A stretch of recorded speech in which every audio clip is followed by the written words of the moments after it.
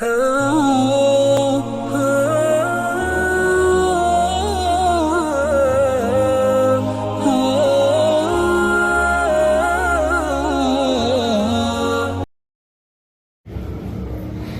قسم کی حمد و ثنا اللہ رب العزت و جلال کے لیے، لا تعداد بے شمار انگین درود و سلام سیدنا و سید الاولین والآخرین شفیع المذنبین رحمت للعالمین احمد مجتبی جناب محمد الرسول اللہ صلی اللہ علیہ وآلہ وسلم کی ذات گرامی پر واجب الاحترام معزز و محترم سامعین حضرات، سورہ النساء میں اللہ رب العزت و جلال نے ارشاد فرمایا کہ وہ لوگ جو اللہ پر ایمان لائے اور پھر انہوں نے اللہ رب العزت و جلال کو مضبوطی سے تھام لیا، تو اللہ رب العالمین ان لوگوں کو اپنی رحمت میں بھی داخل کرے گا اور اپنا فضل بھی ان لوگوں کو عطا کرے گا، اور ہمیشہ اللہ رب العالمین انہیں صراط مستقیم پر چلاتا رہے گا۔ اللہ رب العزت و جلال کا بہت بڑا احسان ہے کہ اس کائنات میں ہمیں سچا معبود اور رب ملا ہے۔ قرآن مجید میں اللہ رب العزت و جلال نے دوسرے لوگوں کے انداز، دوسروں لوگوں کے ارباب اور طواغیت کا ذکر کیا، اور ساتھ یہ فرمایا کہ وہ لوگ جن کو ان کا رب اور معبود حقیقی اور سچا ملا ہے وہ سب سے بہترین لوگ ہیں۔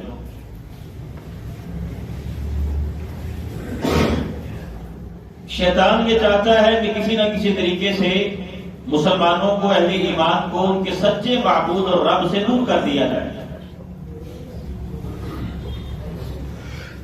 اور اللہ رب العزت و جلال چاہتے ہیں کہ یہ بندہ ہمیشہ میرے ساتھ جڑا رہے۔ اسی لیے اللہ رب العالمین نے فرمایا وَمَن يَكْفُرْ بِالطَّاغُوتِ وَيُؤْمِنْ بِاللَّهِ فَقَدِ اسْتَمْسَكَ بِالْعُرْوَةِ الْوُثْقَىٰ۔ یہ جو انسان جھوٹے معبودوں کا انکار کر دے اور وہ اللہ پر ایمان لے آئے تو اس نے بہت مضبوطی سے مضبوط کڑی کو تھام لیا ہے۔ اور دوسرے مقام پر فرمایا ان اللہ یدافع عن الذین آمنوا، اللہ رب العالمین ہمیشہ اہل ایمان کے کام آتا ہے، ان کا دفاع کرتا ہے، ان کی مشکلات اور پریشانیوں کو دور کرتا ہے۔ اور مشرکین کے بارے میں، جھوٹے معبودوں کو پوجنے والے، ان کی بندگی کرنے والوں کے بارے میں اللہ رب العزت و جلال نے فرمایا وَمَن يُشْرِكْ بِاللَّهِ فَكَأَنَّمَا خَرَّ مِنَ السَّمَاءِ فَتَخْطَفُهُ الطَّيْرُ أَوْ تَهْوِي بِهِ الرِّيحُ او مکان صحیح۔ فرمایا ویسے ہے کہ جیسے آسمان سے گرے تو ہوا میں ہی گوشت خور پرندے انہیں نوچ لیں، کوئی ان کی مدد نہ کرے، کوئی ان کو بچا نہ سکے، یا پھر ہوا ان کو کہیں دور ایسی جگہ پر پھینکے کہ جہاں ان کی آواز بھی نہ سن سکے۔ تو سچا معبود، حقیقی معبود اللہ رب العزت و جلال ہمیشہ اپنے بندے کے کام آتا ہے۔ ان اللہ یدافع عن الذین آمنوا، غیروں کو پوجنے والے، غیروں کی بندگی کرنے والے وہ آسمان سے گرے بھی تو ان کو کوئی بچانے والا نہیں بنتا۔ اس لیے اہل ایمان پر اللہ رب العالمین کا سب سے بڑا فضل یہ ہے، ہم اللہ کا جتنا بھی شکر ادا کریں کم ہے کہ ہم اپنے سچے رب کو ماننے والے ہیں، سچے رب کو سجدہ کرنے والے ہیں۔ یعنی اس کائنات میں اگر کسی کے پاس سچا رب ہے، سچا معبود ہے تو اہل ایمان ہے، مسلمان ہے۔ لیکن شیطان بڑے طریقے اختیار کرتا ہے کہ کسی نہ کسی طریقے سے اس بندے کو اللہ سے دور کر دیا جائے۔ وہ لوگوں کے دلوں میں یہ بات ڈالتا ہے کہ جس کو ہم نے دیکھا نہیں، یعنی حواس خمسہ، انسان جن 5 چیزوں کے ذریعے علم حاصل کرتا ہے، نہ ہم نے دیکھا ہے، نہ ہم نے اللہ کو پکڑا ہے، چھوا ہے، کسی طریقے سے بھی ہم نے اللہ کو کوئی معرفت حاصل نہیں کی تو اللہ کو ہم کیسے مانیں کہ وہ ہمارا رب ہے؟ ایسی باتیں ذہن میں ڈالتا ہے. حضرت موسیٰ علیہ السلام 70 آدمیوں کو لے کر کوہ طور پر گئے. اللہ رب العزت و جلال سے بات ہوئی. ان 70 لوگوں نے موسیٰ علیہ السلام کی کلام اور اللہ رب العزت و جلال کا اپنے نبی موسیٰ سے کلام کرنا یہ سنا بھی. چاہیے تو یہ تھا کہ مان جاتے ایمان لے آتے، لیکن کہنے لگے نہیں، لا نؤمن حتی نر اللہ جہرۃ، جب تک اللہ کو دیکھیں گے نہیں ایمان نہیں لائیں گے. اللہ رب العزت و جلال نے سب کو موت دے مار دیا. یا اللہ جی کیا کہہ دیا؟ بس یہی کہا تھا نا کہ ہم اللہ کو دیکھیں گے تو ایمان لے آئیں گے.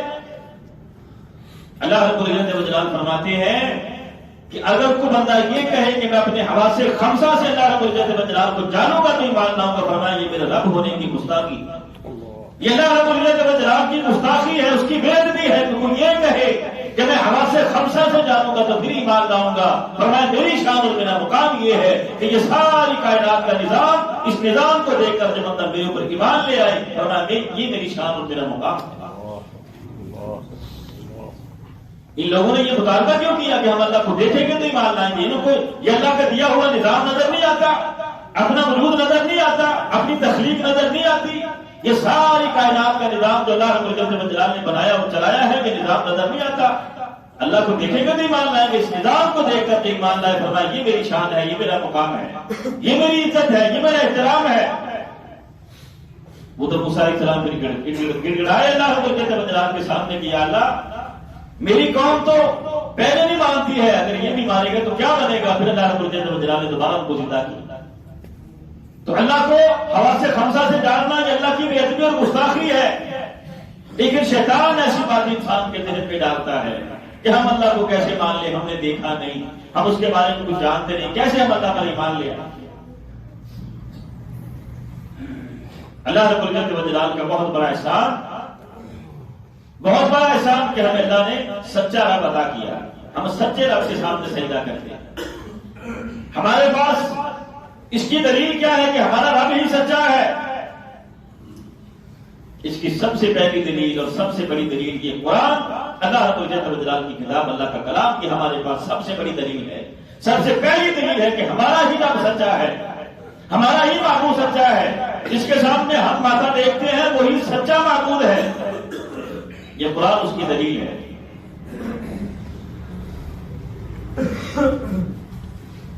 اگر انسان قرآن پڑھے، اس پہ غور کرے، تو انسان کا دل خود بخود اس طرف جاتا ہے کہ واقعی ہمارا رب سچا ہے.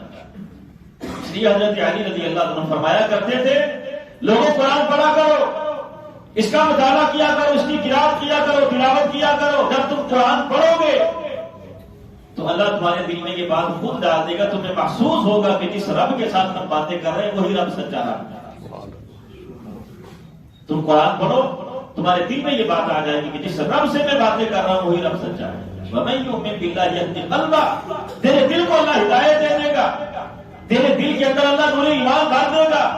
جب یہ نور ایمان اور ہدایت تیرے دل میں آئے گی، جب تو قرآن پڑھے گا، تیرا دل اس بات کی گواہی دے گا کہ جس رب کے ساتھ میں باتیں کر رہا ہوں اس کائنات کا سچا اور حقیقی رب وہی رب ہے جس کے ساتھ میں باتیں کر رہا ہوں.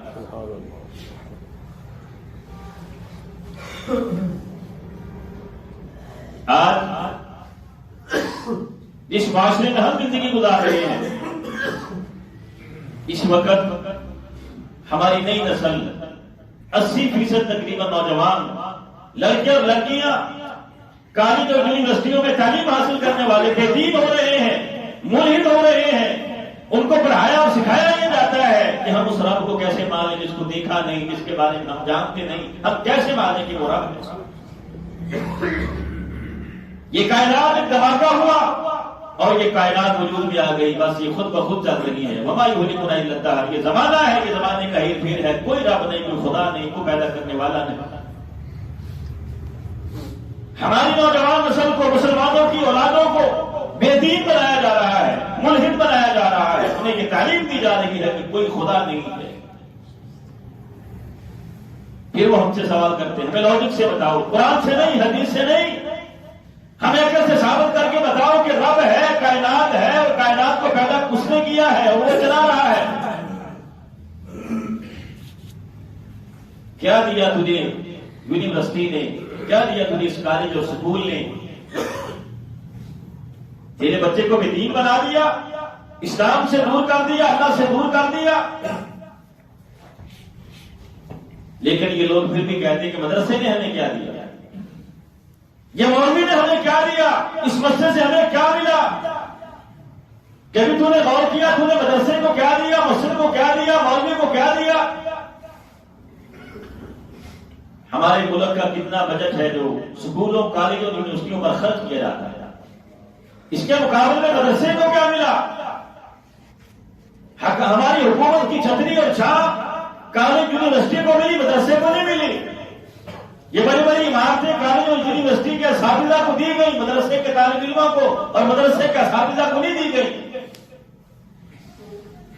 جتنا خرچ ہمارا تعلیم کے نام پر کالج اور یونیورسٹی اور سکولوں میں ہو رہا ہے، اس کا حق تو یہ بنتا تھا کہ ہر دوسرا انسان، ہر دوسرا نوجوان ڈاکٹر ہوتا، انجینئر ہوتا، تعلیم یافتہ ہوتا، مہذب ہوتا۔ اور اس کے مقابلے میں ہم نے مدرسے کو کیا دیا؟ اس مولوی بیچارے نے، مدرسے والوں نے لوگوں سے چندہ اکٹھا کیا، مٹھی مٹھی آٹھا لوگوں سے جمع کیا، لوگوں کی زکات کی روٹیاں جمع کی۔ اور ایمانداری سے کہتا ہوں، پوری ذمہ داری سے کہتا ہوں، آج پوری دنیا میں نہیں، جہاں بھی آپ جائیں گے پوری دنیا میں چکر لگا کے دیکھ لیں آپ، جہاں بھی خیر ہے، جہاں بھی نیکی ہے، یہ چہرے پہ داڑھی سجی ہوئی ہے اور سر پہ ٹوپی اور پگڑی ہے، یہ مسجدیں سجدوں سے آباد ہیں۔ اور آج بھی اگر کوئی دکاندار اپنی دکان پہ بیٹھ کر پورا ناپ تول دیتا ہے، آج بھی اگر کوئی جج اپنی کرسی پہ بیٹھ کر انصاف کرتا ہے، اس کے پیچھے، ہر خیر کے پیچھے، ہر نیکی کے پیچھے، ہر اچھائی اور بھلائی کے پیچھے آپ کھوج لگا کے دیکھ لیں، آپ کو مدرسہ ملے گا، مسجد ملے گی یا مولوی ملے گی۔ آپ نے دیا کیا مدرسے کو؟ وہ طالب علم جو اسکول والوں نے نکارا کر دیا، قبول نہ کیا، جو معذور تھا بیچارہ، آنکھوں سے نظر نہیں آتا، اس کا ہاتھ نہیں، پاؤں نہیں، بازو نہیں، وہ مدرسے کو دیا، اور مدرسے نے تجھے کیا دیا؟ اسی نوجوان کو، اسی نکارا نوجوان کو ایسا کارآمد بنایا، رب کے قرآن کا حافظ بنا کے تیرا امام بنا دیا۔ آج ہماری 80% نوجوان نسل بے دین ہو رہی ہے، جن کو یہ تعلیم دی جاتی ہے کہ کوئی خدا نہیں، کوئی رب نہیں کو پیدا کرنے والا۔ ہمارے پاس سچا رب ہے، ہم اس کے سامنے سر جھکاتے ہیں، اس کی سب سے بڑی دلیل ہمارے پاس قرآن مجید ہے۔ یہ قرآن بندہ پڑھتا ہے، یوں لگتا ہے جیسے اللہ رب الجلال سے باتیں کر رہا ہے، اس سے لگے کہ میں باتیں کر رہا ہوں، وہی ہمارا حقیقی رب اور ہمارا خالق و مالک ہے۔ مجھے سمجھ نہیں آئی کہ ہمارا رب ہے، کیڑی کو سمجھ آ گئی۔ کیڑی جانتی ہے کہ مجھے پیدا کرنے والا کوئی ہے، وہ جانتی ہے مجھے کسی نے تخلیق کیا، وہ جانتی ہے مجھے رزق دے رہا ہے، اور وہ جانتی ہے کہ میں نے کس کے نام کے گیت گانے ہیں۔ وہ اللہ رب الجلال کی صبح و شام تسبیح کرتی ہے، اسے معلوم ہے کہ اس کائنات کا رب ہے، لیکن انسان نہیں جانتا کہ اس کائنات کا رب ہے۔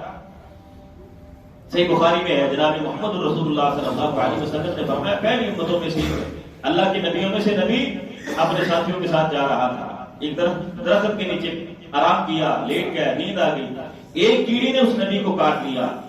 نبی بیدار ہوئے، ساتھیوں کو حکم دیا کہ یہ کیڑیوں کا جھنڈ اور یہ بل، اس پہ آگ لگا کر سب کو جلا دو۔ اللہ رب الجلال نے فوراً آسمانوں سے وحی نازل کیا، اے میرے نبی تجھے ایک کیڑی نے کاٹا، تجھے سب کو جلا دیا۔ احرقت امت من الامم، تو جانتا ہے تو نے ایک ایسی امت کو جلایا ہے جو سب کے حکم اللہ، جو ہر وقت اللہ رب الجلال کی تسبیح کرتی ہے۔ یہ کیڑی بھی جانتی ہے کہ میں نے اللہ رب الجلال کا نام لینا ہے، وہی میرا خالق ہے، وہی میرا مالک ہے، وہی مجھے رزق دینے والا ہے، لیکن یہ انسان نہیں جانتا کہ مجھے پیدا کس نے کیا ہے۔ اللہ رب الجلال کے سچا رب ہونے کی دلیل، وما تشاءون الا ان یشاء اللہ۔ تیری سوچ اور ہے، تو اور چاہتا ہے، لیکن ہوتا کچھ اور ہے۔ جب کچھ اور ہوتا ہے، یہ اور کرنے والا ہی حقیقی رب ہے، وہی تیرا سچا معبود ہے۔ تو اور کرنا چاہتا ہے لیکن ہوتا کچھ اور ہے، جو تو چاہتا ہے وہ نہیں ہوگا، جو والا خدا چاہے گا وہی ہوگا، جیسے وہ چاہے گا ویسے ہوگا، تیری مرضی کے مطابق نہیں ہوگا۔ وما تشاءون الا ان یشاء اللہ، وہ ہے رب، وہ ہے سچا معبود۔ تیری سوچوں کے مطابق ہر معاملہ نہیں طے پاتا، جو تو چاہتا ہے وہ نہیں ہوتا، وہ جو وہ چاہتا ہے وہ ہوتا ہے، جیسے چاہتا ہے ویسے ہوتا ہے۔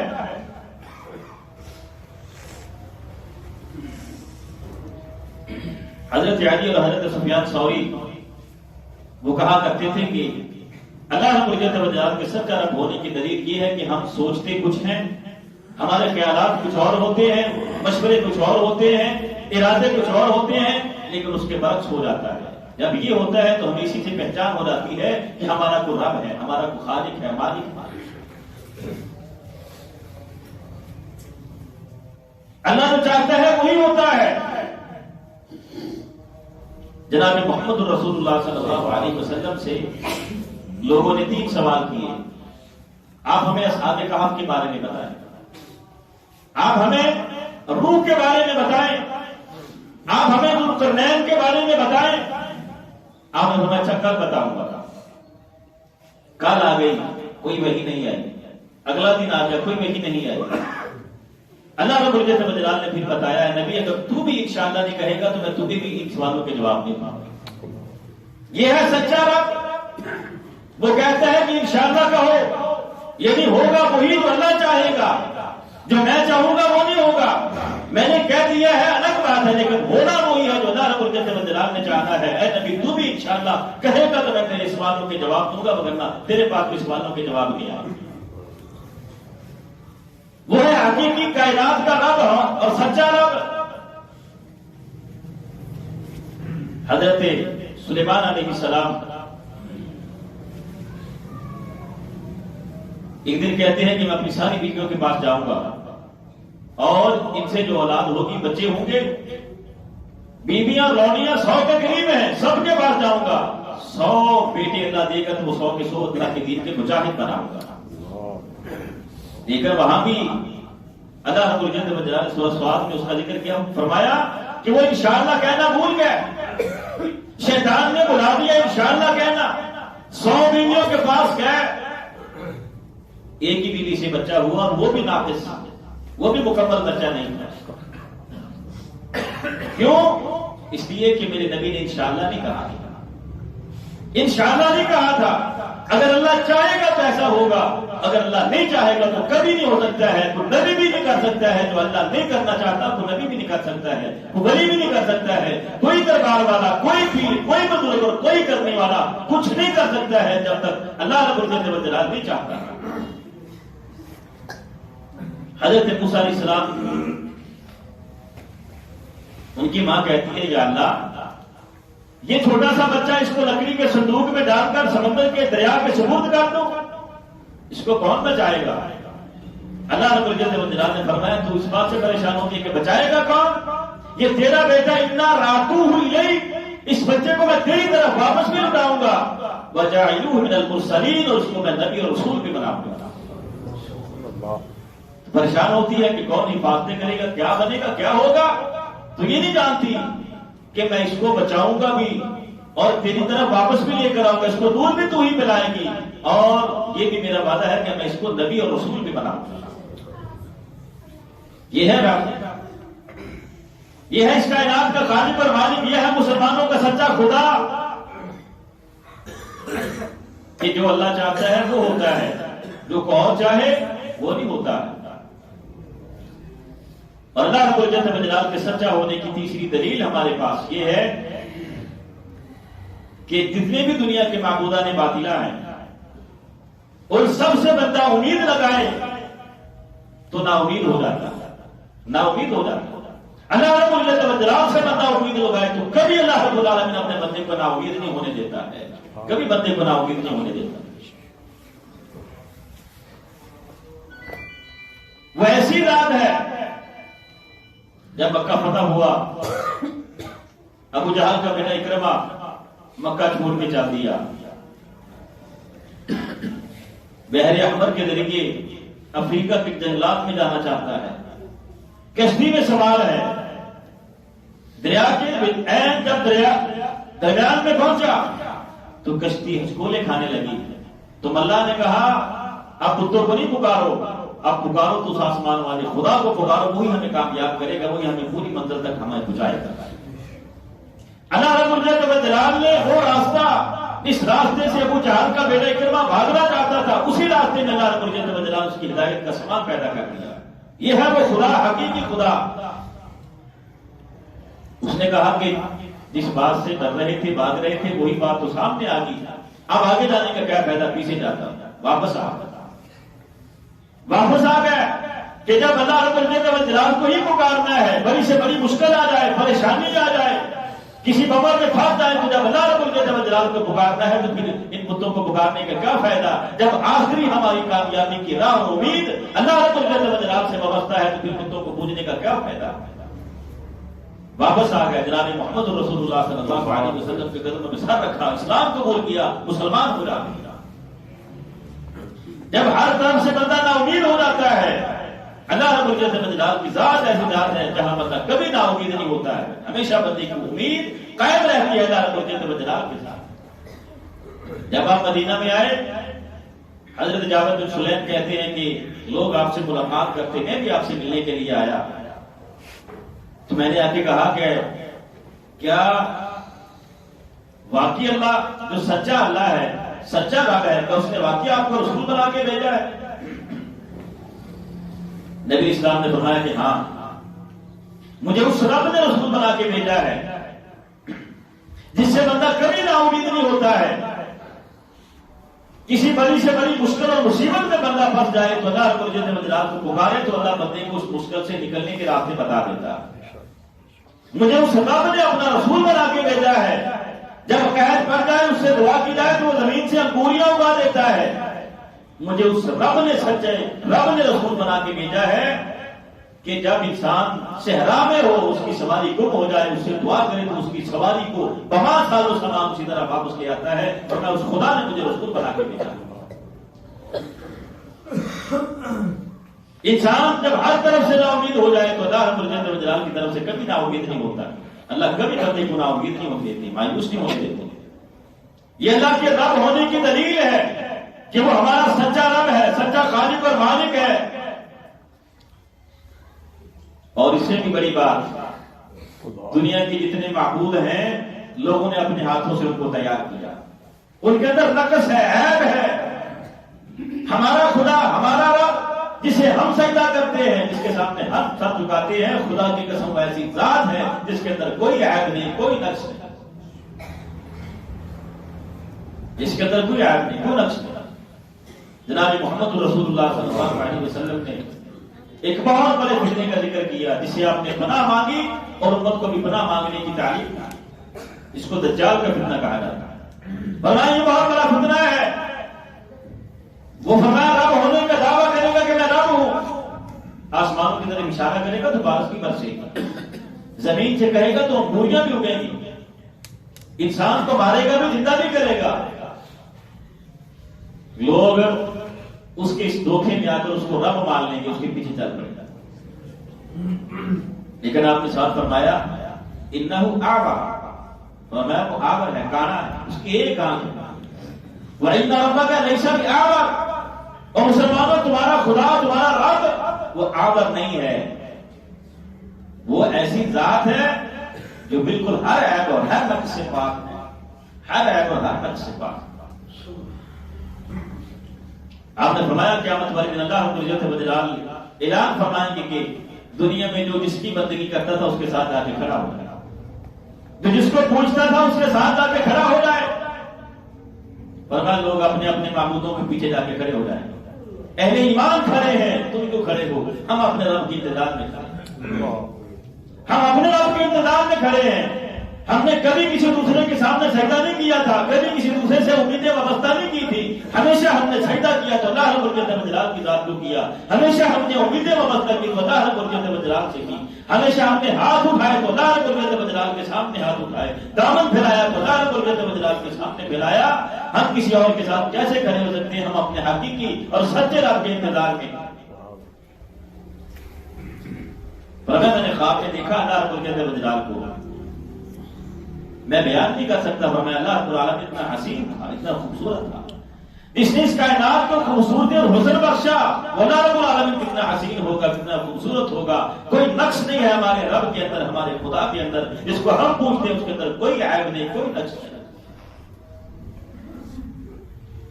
سبحان اللہ کا معنی یہ ہے، جناب محمد الرسول اللہ صلی اللہ علیہ وسلم نے فرمایا، صحیح بخاری کی آخری حدیث آپ نے فرمایا، دو کلمے اللہ رب العزت والجلال کو بڑے پسند ہیں، پڑھنے کے اعتبار سے زبان پر بڑے ہلکے ہیں، وزن کے اعتبار سے فرمایا بڑے وزنی ہیں، سبحان اللہ و بحمدہ سبحان اللہ العظیم۔ سبحان اللہ کا معنی یہ ہے کہ یا اللہ تو پاک ہے اور تو اپنی پاکی میں، اپنی پاکیزگی میں، اپنی طہارت میں کسی کا محتاج نہیں ہے۔ ہمارا رب وہ ہے جو کسی کا محتاج نہیں ہے، جس کے اندر کوئی نقص نہیں، کوئی عیب نہیں ہے۔ نیند آنا یہ ایک عیب ہے، اللہ رب العزت والجلال کو نیند نہیں آتی۔ اونگ آ جانا یہ بھی ایک عیب ہے، اللہ رب العزت والجلال کو اونگ نہیں آتی ہے۔ کافر کہتے تھے کہ اللہ کے ہاتھ بندے ہیں، اللہ خرچ نہیں کرتا، اللہ نے کہا نہیں، ایسی بات نہیں ہے، تم سارے اللہ رب العزت والجلال کے در کے محتاج ہو، اللہ رب العالمین دینے والا ہے، وہ غنی ہے، تم سارے اس کے فقیر ہو۔ تو ہمارا رب، ہمارا خدا سچا رب ہے، اس کے سامنے ہم سر جھکاتے ہیں۔ قرآن مجید ہماری سب سے پہلی اور سب سے بڑی دلیل ہے کہ ہم جس کے سامنے سر جھکاتے ہیں وہی خدا سچا خدا ہے، وہی سچا رب ہے۔ اور اللہ رب العزت والجلال سے امیدیں وابستہ رکھنا، وہ کبھی اپنے بندے کو نا امید نہیں ہونے دیتا ہے۔ اس بات کی دلیل ہے کہ وہ ہمارا سچا رب ہے۔ اللہ رب العزت والجلال کے اندر کوئی عیب نہیں، کوئی نقص نہیں، کسی قسم کی کوئی خامی نہیں، ہر عیب سے پاک ہے، ہر نقص سے پاک ہے، وہ ہمارا سچا خدا اور سچا رب ہے۔ تو عزیزان گرامی، اللہ رب العزت والجلال کی ذات ایسی ذات ہے، آپ نے فرمایا جو بندہ 100 بار سبحان اللہ پڑھ لیتا ہے، یعنی اللہ تو پاک ہے، 100 بار یہ بات کہہ دیتا ہے، سبحان اللہ پڑھ لیتا ہے، فرمایا سمندر کی جال کے برابر کے اندر اس کے گناہ ہوں گے تو اللہ وہ بھی معاف کرتا ہے۔ فرمایا جس بندے نے صبح شام 100 مرتبہ سبحان اللہ کہہ دیا، فرمایا اللہ کی زمین پر اس سے بہتر بندہ کوئی نہیں ہے، ہاں وہی بہتر ہے جس نے اس سے زیادہ مرتبہ سبحان اللہ پڑھ لیا۔ تو اپنے رب کو پہچانے جس کے سامنے ہم سر جھکاتے ہیں، اس کائنات کا سچا رب ہے۔ وہ رب سچا نہیں ہوتا ہے گھنٹی پہ جانے سے جو بیدار ہوتا ہو، وہ رب سچا ہے جو ہمیشہ بیدار رہتا ہے، ہمیشہ بندے کے انتظار میں رہتا ہے۔ تو اللہ رب العزت والجلال کی پہچان حاصل کریں اور اس کے ساتھ ساتھ اپنے بچوں پر توجہ دیں کہ ہمارے بچے کیا سیکھ رہے ہیں، انہیں کیا تعلیم دی جا رہی ہے، کس طرح ان کو لے جایا جا رہا ہے۔ ہماری 80% آبادی وہ ہے نوجوانوں کی جو اس وقت بے دین اور ملحد بنائی جا رہی ہے۔ اپنے بچوں پر توجہ دے، دیکھیں کہ وہ اسکول، کالج، یونیورسٹی میں کیا تعلیم حاصل کرتے ہیں، اللہ کے سامنے سر جھکاتے ہیں نہیں جھکاتے ہیں، اللہ کے بارے میں ان کے نظریات اور تصورات اور خیالات کیا ہیں، ان پر غور کریں، دیکھیں اور ان کو بتائیں کہ ہمارا خالق اور مالک اللہ رب العزت والجلال کی ذات ہے، جس نے ہمیں پیدا کیا، جو ہمیں رزق دیتا ہے، جو ہمیں زندہ کرنے والا، موت دینے والا، دوبارہ زندہ کرنے والا، اس ساری کائنات کا خالق و مالک ہے۔ اللہ رب العزت والجلال ہمیں عمل کی توفیق عطا فرمائے۔ وما توفیقی الا باللہ، علیہ توکلت و الیہ۔